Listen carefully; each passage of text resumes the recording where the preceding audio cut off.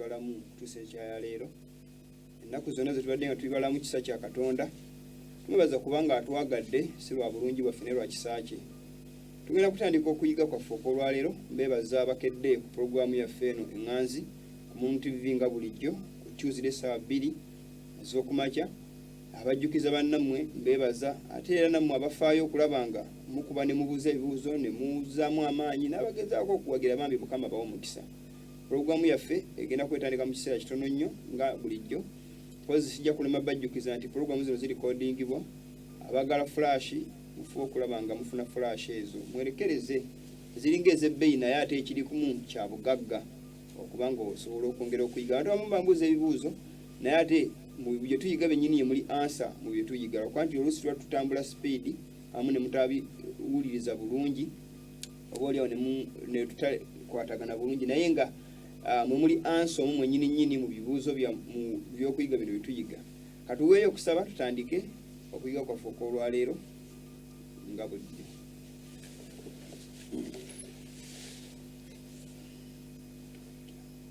Katonda ffe tukwebaza kubanga tuli balamu, twebaza kubanga otukuumye otugabiridde. Tugenda kuyiga, tugenda kwogera ku kigambo kyo, tusaba Omwoyo watulungamira tuyigirize ennyere kulugezebwa bwe bikitibwa ennaku zonna wa Yesu Kristo mukozi waffe. Mpozi mukwano gwange ala pulogulaamu eno nga tutuna kutandika kiyinza okwongera bajjukizaamu za ku sabbiiti abaaliko twayiga naye ku sabbiiti tugenda kwongera tuyiga era sitiiru ku nsonga y'eŋŋaano n'ebisusunku. Twakiyigako sabbiiti ewedde nekakasa abaaliko mwina kye mwategeerako. Abantu abasinga tebaawula kkanisa na kibiina oba n'amannya ga bifo. So naye ng'ekkanisa ya Katonda si bizimbe si mannya ate era si tayipu y'abantu n'ebyo bantu ba Katonda abakwata ebyegero bene bawulira nga balina n'okukkiriza ku Kristo. Era mbajjukizako ekigambo kino nti omukazi Bayibuli egamba nti ogusota ne gusungwalira omukazi. Ogusota ye Setaani, omukazi ye kkanisa. Ekkanisa ya Katonda tesobola kugwa. Ogusota gwagisungulira busunguwalizi kubanga ogusota ekkanisa ya Katonda tegujagala. Naye tegujagala luswala gijjawo kubanga ya Mukama yagisimbawo tegenda kuvaawo. Naye gwanyigira omukazi oyo alina abaana. Waliwo abaana abajeemu eyazaala abajeema n'abaana abawuliza abaasigalawo the remnant. Ogusota gwasungulira omukazi ogwamusungulira gwasuula ku baana be. Kati waliwo abaasigalawo bwe gwagenda okulwanagana nabo abakwata ebiragiro bya Katonda balina n'okutegeeza kwa Yesu. God's church will never become Babylon. That is the truth. Tesobola wabula ffe abakwata amazima ffe tugavaako. That's why ojja kijja kwewunyisa okugamba nti kati SDA General Conference eri under General Conference it is Babylon. Kijja kwewunyisa. Lwaki kwewunyisa kubanga olanga ekiri tali believe ekitakkiriza kiri unbelievable. Naye Isirayiri tekikiriza ni Mukama agiresenga ekifulu kw'ennyumba yaabwe na Yerusalemu agivuddeko. Nagamba egenda zikirizibwa tekuli gigenda sigala ku jjinja linnaalyo. N'abalagula byonna ne byali bigenda okubaawo. N'abagamba kale esi Yerusalemu si wadde omanye ennaku z'okukyalirwako n'ebikwekeddwa amaaso go. Byonna byabibagamba ne baziba amatu. Naye nga baga this is God's own city. Tesobola kuzikirizibwa impossible. Mukama ajja tulwanirira. Naye biki ebyavaamu. Ne mu kiseera kino ebigambo bye bimu echoing ebigambo bye bimu. This is God's own church. It can never become Babylon. They don't know what the church is. God's church is not an organization or a certain building or certain group of people. It is the people who love God and keep His commandments. That is God's church. So, and that is the SDA. And that is the church from the beginning till now or till today. Pozi baganda bange yakubanga tutandika ebigambo byaffe muganda ffe katubuuzeeko tukatandika obutambi bwaffe tunabatusobola dalabako obumu kwakuliko n'ebibuuzo mu maaso eyo waliwo ne bitwagala okulabako katono nnyo ku nsonga y'abasezi tamala okubira bati tuyoke tweyongereyo ne program wali neggwa kyonna kituna tutuusewo kituna tuuka katugende muganda ffe sebo okusansa okulaba Mukama waffe Yesu yeebazibwe. Amiina. Twongera okubaanizako Mukama waffe Yesu Kristo. Amiina. Mukama abadde wakisa n'atukuuma tukyali balamu. Ebisoomooza bibadde bingi mu wiiki. Baddewo okulwala. Maybe ku Tuesday bwe nali nzija wano eno bantuuka waliwo akuna matata. Nasanga omulalu mwennyini. Naye yali yeefudde omulalu okusinziira ku kyemmanyi ne kye nalaba. nankuba ejjinja mu mutwe ku mutwe kakati wadde okusomozebwa kungi nti wenava wano ku TV ku Tuesday obulamu tebwagenda nga bwe nali nsukolaki nsuubira naye Mukama abadde wakisa n'atukuuma n'atubeezaawo n'atujjanjaba ekitono ennyo $500,000 egenze mu kujjanjabibwa nebaza abantu kyalinga ekitono nebaza Katonda nti omukadde ennyo Nsiima engineer ekasengejje n'abalala okuli mama wange Mrs. Sebunjo Alice nkwebaza olw'ebyo byokoze ki byonkoledde okujjanjaba kubanga ekitono ennyo nti a half and a quarter wakikola naye Mukama akuwe ki kyosinga okwaga kuddizeewo naye Mukama ampadde omukisa nti nolwayo nsobodde okujja ate okuweereza Katonda wange mu mazima naye nga okuba kw'ejjinja oli ali mupange bupanzi nti ssaawa zino wetaba bagenda ku TV era asobola ku guest house bweti kakati ne bamuteekawo okola ki okukola ekintu ekyo naye bwe tubeerawo Mukama atulungamya mu byonna n'atubuulira abalabe baffe eri abatuyigganya kamala okwebaza ku mukulu ono Uganda ffe Edwin Wamayi tuweza 15,000 Edwin Wamayi tukwebaza kubanga olayinga program etandise noga nti keninawo kensobodde ankasuuleyo ne wange mmanyi nti Mrs. Sebunjo Alice nti kisoboka kubanga transport natusumbuwa nnyo tetulina nnyo ntambula ya Uganda nti tulina entambula yaffe entambula neweebeera nemwetaga Mukama ki amafuta mama nkimanyi nti oba osobola kino kisoboka kubanga tukyalakinga entambula etutuusa ku TV nakusene enkuba etonnya tetulina ntambula gye tulina nti eno yaffe ku bwaffe so ka transport wekabeerawo olinaga nti muneise abaweza b'enjiri y'amazima bwadda ku motoka kaako tukyebaliza kiba kikola era omuntu yenaye wabanga alye nga so tuteekamu akamotoka naffe tujja nga twevuga kwedera janaga nti walaba tutega ebweru wa TV munu TV Antoine batambula mu nziru kikaaki naye nga weewunya tugira ka boda so mu bufunze entambula yonna ebeerawo ejja tutambuza oboga nti kagaali kakano kakuwadde kakukububwa akagaali Mukama akola ebyekisa ate ntweyongerako ku ddala ki eddala poliisi tugenda kuba tutandika weewaawo n'obutambi bwaffe mbadde ndaba akadde wane eno katambula tunatumaliriza tujja kubanga tukwata ku masimu nga bulijjo naye nja kusaba tuteeko katambi k'abasezi tulyoke tweyongereyo kubanga kikulu nnyo gwali omwaka 2014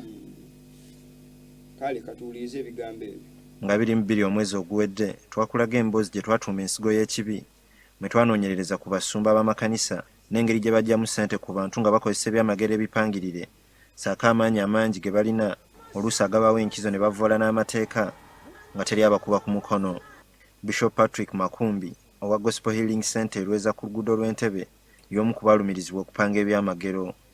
Mu mboozi eyo waliwo ne maama alumiriza omusumba oyo okukabasanya omwana we atanneetuuka.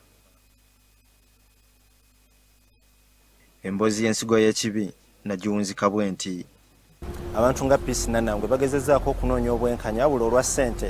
amaanyi n'obukuumi abasumba be balina emirundi mingi bano bakomekereza emitima gyeyongedde okubennyika olw'ensalawo ya kkooti oba okuggulwako emisango emirala ne bavunaanibwa era ne basibibwa.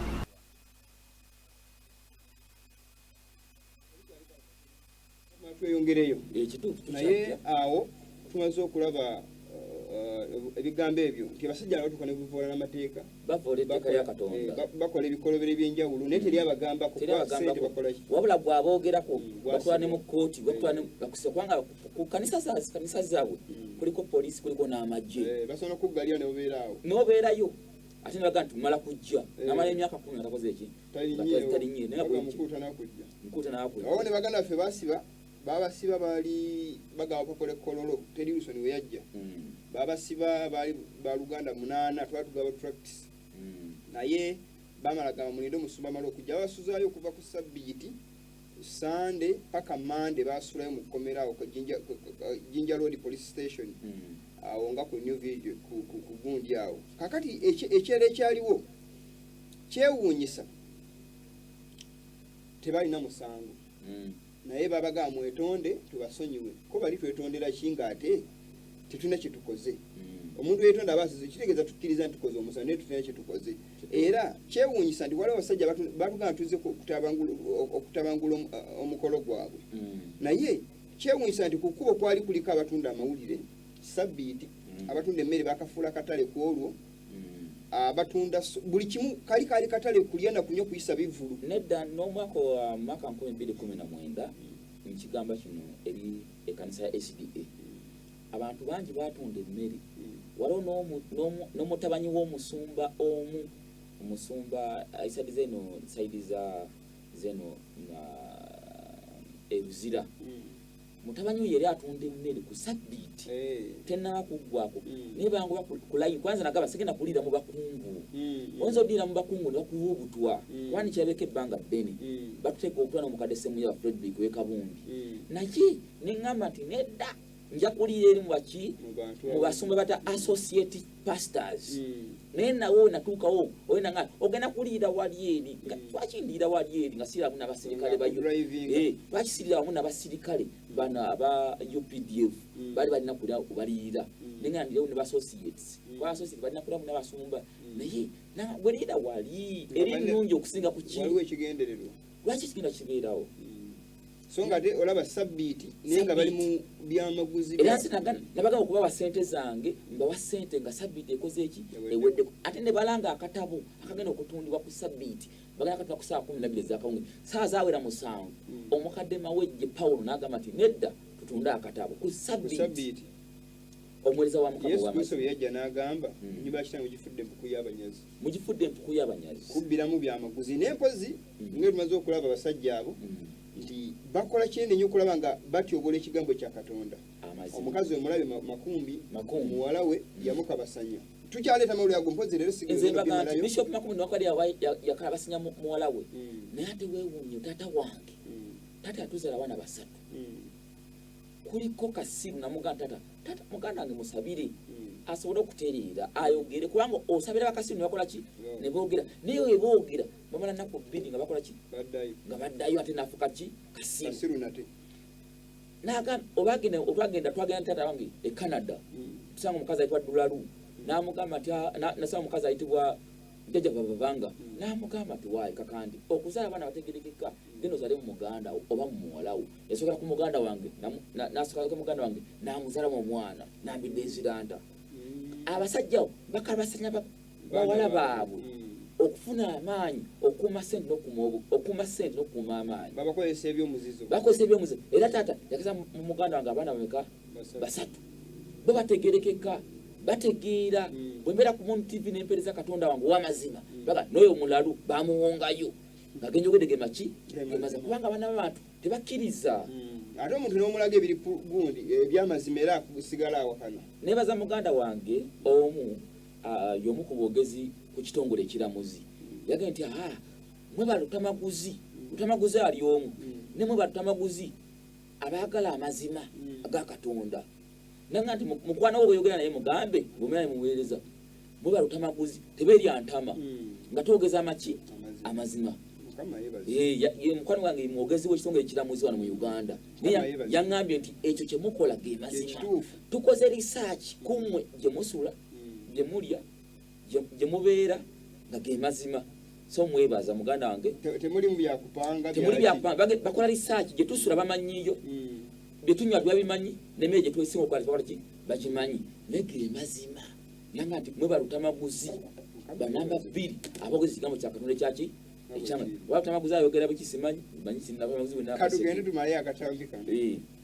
katuyongere tulaba akatambi ako oluvannyuma lw'okulaga abagayiwa okuba basani nga bagenze bannabbi Samuel Kakande abasabiri bave ebyalo ebigayiwa okuba nti abantu bano gye basibuka okuzuula ekituufu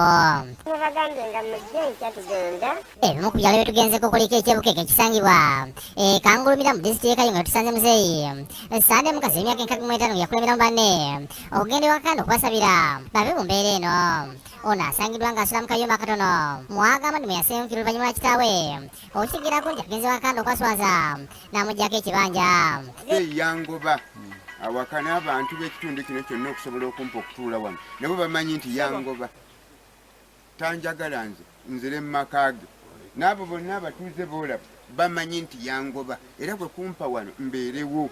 Mu kayumba kano abeeramu n'abane babiri okuli Magid Gandi emyaka 20 ssaako ne Grace Owanyama emyaka 17 nga mu kiseera kino babeera bukeeka. Bano baagewera ku kyalo Naminya ekisangibwa Bwikwe. Genda va wano munaye nga nvaayo Naminya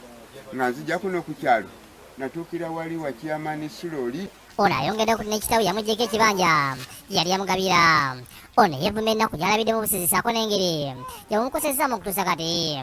Sikyaddeyo okufuluma bweri kufuuyibwa mpewo. Mu kifo kye kimu wasangiddwawo n'abantu abawerako nga balina abaana nga nabo bagambibwa okuba abasizi. Bano nabo bategeezezza nti badduukidde wamu nabo ono Ssaanda asobole okubayamba okulaba nga bafunamu naddiini yenna abasabire bave mu mbeera eno. Kizibu kya kitambo. Kikola kitya? Kisooka ekiro n'olugumuka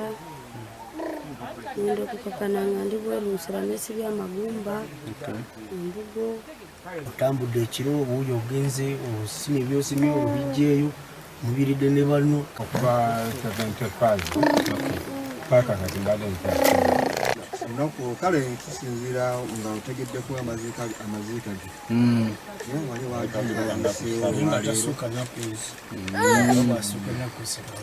nakomeka Bavudde ku byalo okuli Kangulumira, Nakinubbi, Nazigo, Kiruga, Nyiize, Mbokeeka Setanirira nga byonna bisangibwa Kayunga. Waliwo agayibwa okulinnyibwako ekitambo agiye amagoba g'abafo n'ageesiba nga bwazina. Musoke mumuleke. Saawa tennaba. Jjajja saawa tennaba. Ono oluvannyuma agudde eri n'alambala nga bw'ayogera ebitundu ebisinga okubawoomera. Mulamu akabeere ennyindo eno ewooma nnyo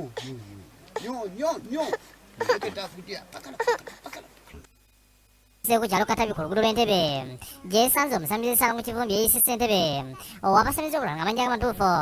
ekyawusi kaleekeezi. Ono asangiddwa ng'aliko by'asawula era n'ategeeza nti omulimu guno gwe gumuyimirizaawo wadde nga tagukola lwakagala kubanga amanyi tewaliyo Katonda.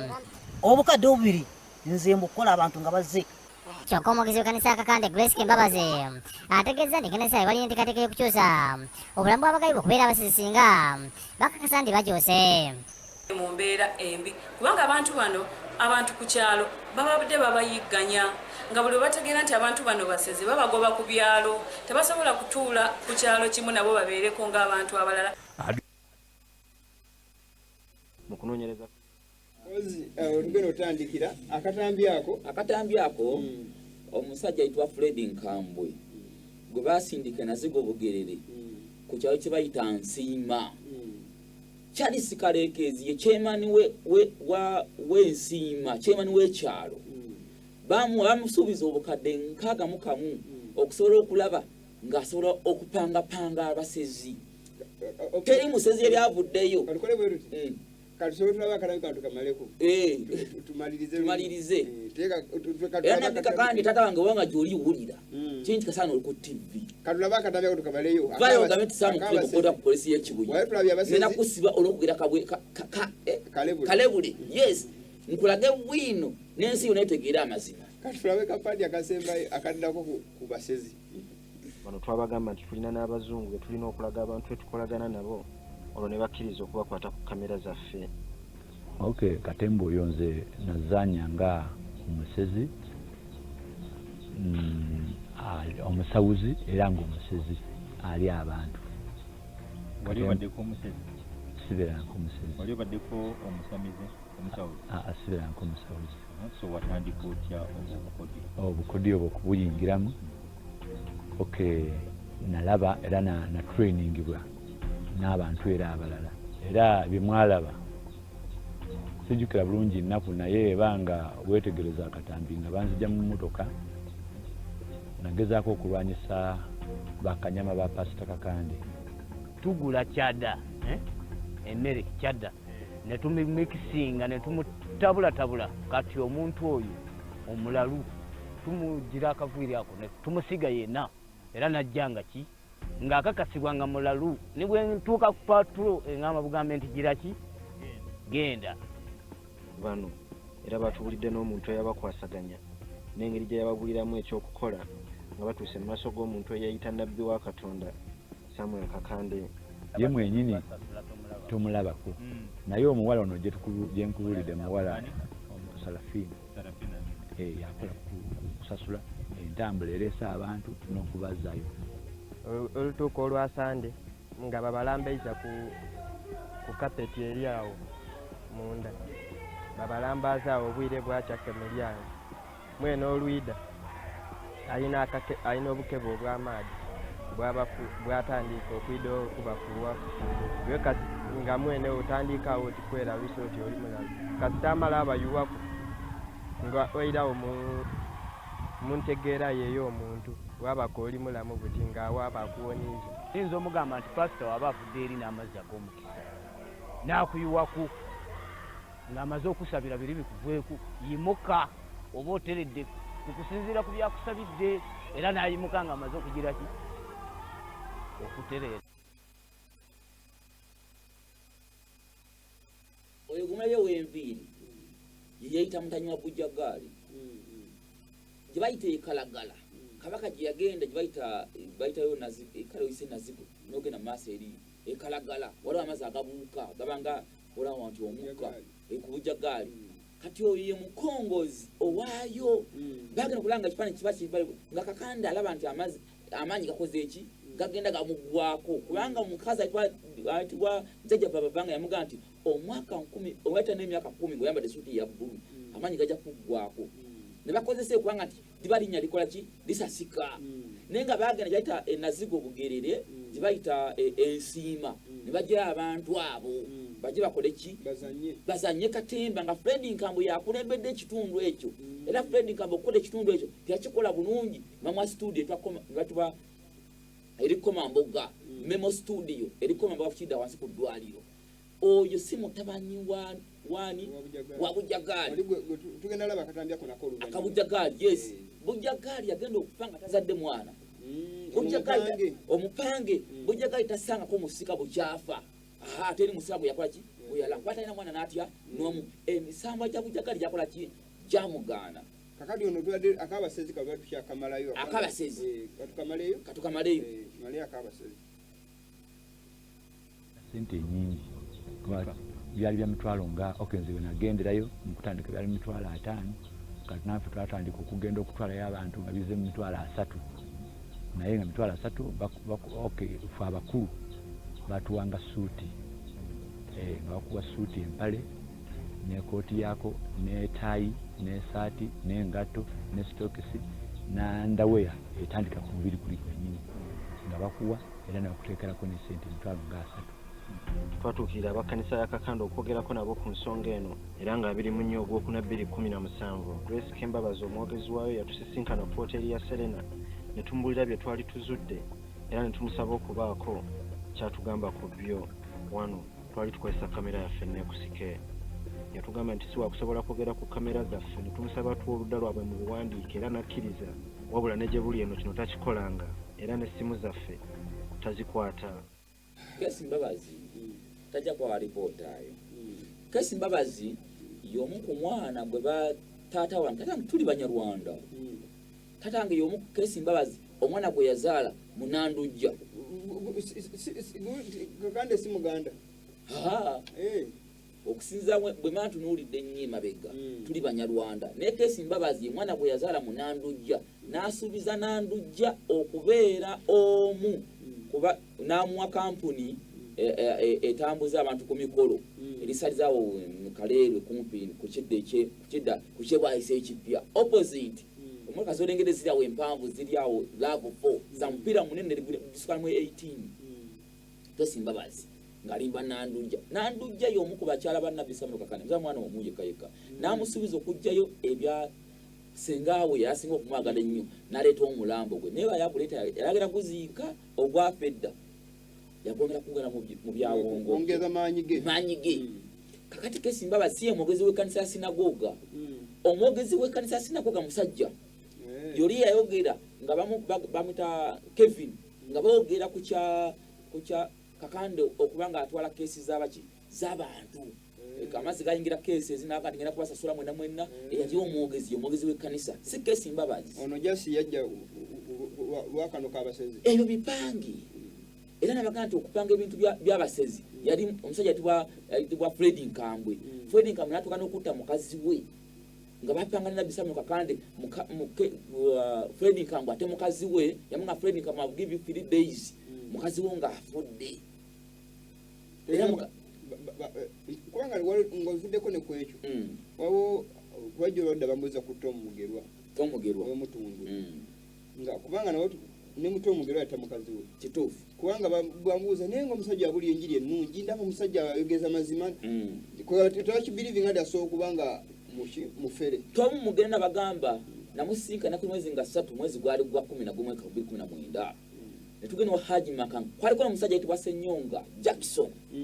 Senyonga Jackson muganda wa mukazi we muganda wa Kayanja Robert beboka mu Uganda bakola month weddings era beboka abantu abasuuza abantu ku kanisa zizaabwe. Tom Mugerwa nga asamuze ni mu Advent nali mu Advent nenga nsinza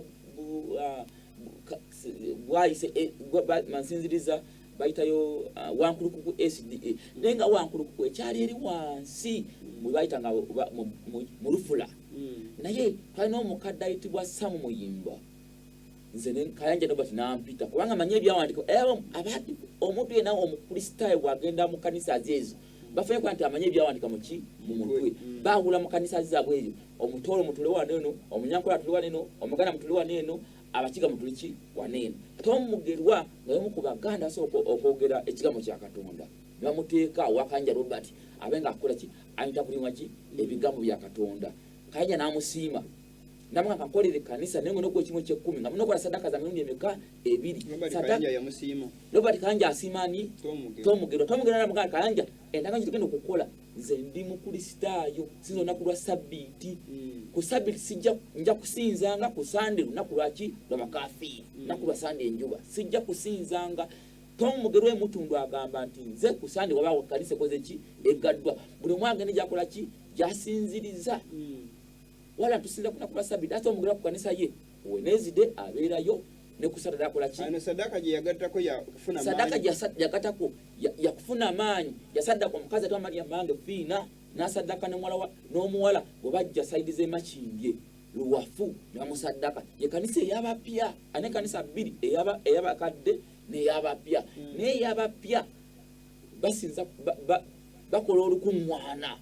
buli lunaku wabayo olukuŋŋwana mu kanisa y'abapya era mu kanisa y'abakadde baga nti abakajja mujje muri ludda ne mwateka emikono basema kanisa y'abapya then y'abakadde ku Wednesday obasinzirizo oyo omukazi yafa Maria Mange basinza kuki era tewabayo kusinza nnyo kwa amaanyi ku kituuti bavaayo ne bali wano wansi ku wankyaki w'ekkanisa obasinziriza. Tom Mugerwa mutundu na twasinka na kumezi nga 3 mwezi gwa 10 mwaka 2019 bwe manje ogedde ebyobulimba nsaba ntwale mu kooti agenda akutwale mu mbuga z'amateeka nga mubiwulidde bannange bivudde ku soosi kakati ekyasinga na Haji Makange na Lukolongo ku n'omu 25 bwe twasinkana n'omukazi asinga okuyimba ennyo owa Tom Mugerwa anabba omukazi musajja mumpi nnyo era wama ne muntwala ekyengera tugende ku mbaga y'omuwala w'oyo omukyala asinga okuyimba wa Tom Mugerwa mutundu nze nali omu okubogezi ab'omukolo ogwo. Ebigambo tubiwulidde bannange ge mazima ge tubagamba kwali tuna kyetwenonza okubabuulira mazima lwaki tuleeta ebintu bino ekikumu byonna kuba puluvi nga basinga bagamba omusajja ayogedde ku Katonda buli ayogera nti Mukama yeebazibwe naye nga ebiri behind era abantu abasinga bali okubanga buzaabuziza kinga Tom Mugerwa abantu bamwagala kubanga musajja nga alinga omusajja wa Katonda bingi nnyo bebagenda naye nga ate munnaye bw'otunda ekiri behind bw'ogende mutundu waggulu ku lusozi gye bagenda okusinziriza kubanga kumpi buli Tuesday bagenda ku lusozi. Tom Mugerwa alanye na Bisamu Kakande. Tom Mugerwa yampa obukadde 6 nga Masaamu kiriza ontwale eggana tatawo gye yajja amaanyi nkuwa obukadde 6 bajja n'omusajja ayitibwa Jackson Senyonga Haji Makanga ne senga wange Nakakande Jennifer senga yaliwo ng'agamba Saamu tetugenda okukola nti ye tukuwa obukadde 6 tulaga amaanyi twagana ffe tuwa obunnabbi nga kitaawo akola ki wawa abantu obunnabbi wawabula kubanga byayogera babituufu naye Bayibuli egamba Yeremiya essula ya 23:25 mpudde ekigambo ky'ekivve eri bannabbi b'e Yerusaalemi boogera nti ndoose ate agamba nti ndoose nga lowooza ebimugambye kiro bamugamba bigambi yabikulamize mu mutwe ne mugamba nti kato wembanga nti ndi mukristaayo nindagira omuntu ngejibajjamu olubuto nange mbanze sisobola nanga mutamu mutabanyi wange kinga kuwa omuntu kintu kyotalya n'ogamba gwe kiikyo kirye twamuyanga ebigambo nti bunaku z'omwezi 4 ntwala saddaaka ey'omuwala ali vagini ku lusozi olutibwa luli side zeyo side zeyo ebeteremu baita wajinja so baita wajinja ntwalayo saddaaka y'omuwala ali vagini naye omuwala ali vagini saddaaka yeebeera kikuba kufa biba omusajja ayitibwa Alozias Bujingo yasadde akabala 14 zennaku 14 zemusiiba ewa Bujingo kiva mbagamba tukyali balamu Katonda tuwadde ekisa kwamba ebyo tuganti amazima gabefula abeddembe Bujingo yasadde akabala 14 Bujingo aveya wakanye gwanga bategeze ensi yonna nga bwe yasalu nayo ya Bible ye msajja yasaaso sokwota Bible mu nsi yonna aveya yogenda sama kakandi kyogero kola ki olimba nze naliwo ne video zinzirina Bujingo ngakola saddaka zabala 14 itasiiba omwale yasemeye okusadi kwa namulwa Esther mama yamutanga alo mole badigaya bulamu Bujingo ya saddaka nabika kane ngambye Samu ekikyokoze kye kituufu kubanga obaddewo kubanga omutango n'omujulirwa okubeera abantu kubanga Bujingo singa tukayisa nagali kakandi si yampa amaanyi kakandi ngajjayo obutambi buli obulaga nti Bujingo yakola ki yamuwa amaki amaanyi kubanga kandi sese kigenda kutuka amanyi gamukoze ki gamuweddeko Bujingo bagana okuwa ekimwe ky'ekumi ekituufu buli asaddaka wanabikame kakandi nagana okuwa ekimwe ky'ekumi ekituufu tata agenda kuvaayo n'obutambi obulaga nti yakuwa ki amaanyi nga muli bameka babiri Bujingo ng'ali placenta yonna magoye wa center 2 eyawa eno side zeno ngoise wankulu kunogena side wa eno wale center ali side zeyo ngoise ewankulu kunoyendera maso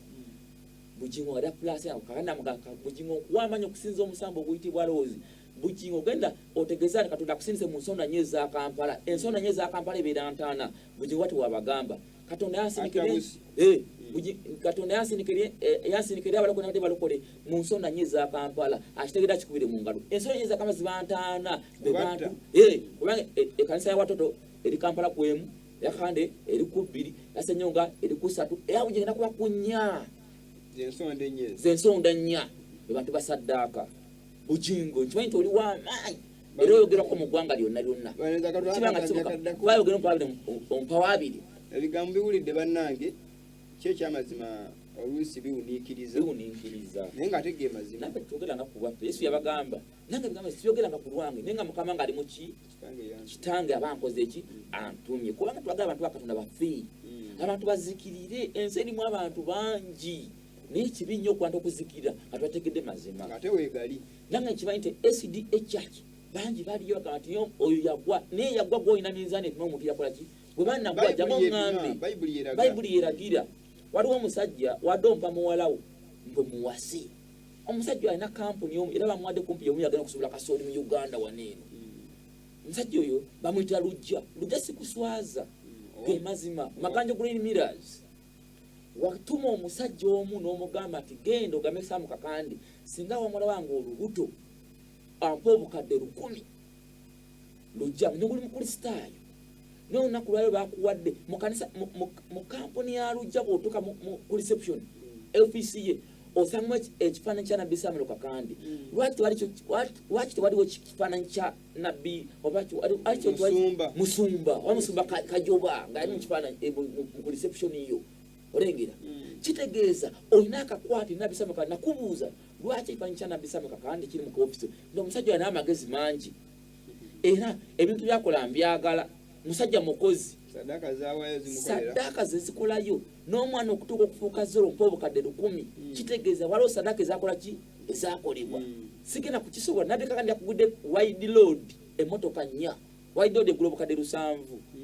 wide load omutwe gwokka Katonda akola ki kabina kyebalaga kiriko emipiira 24 sigenda kukikola nkimanyi wonna lwadde nonga togenda kumpa obuyambi bwonna Mukama akwana abantu be abagenda okukola omulimu gwe eri abantu ba Katonda makuba matuufu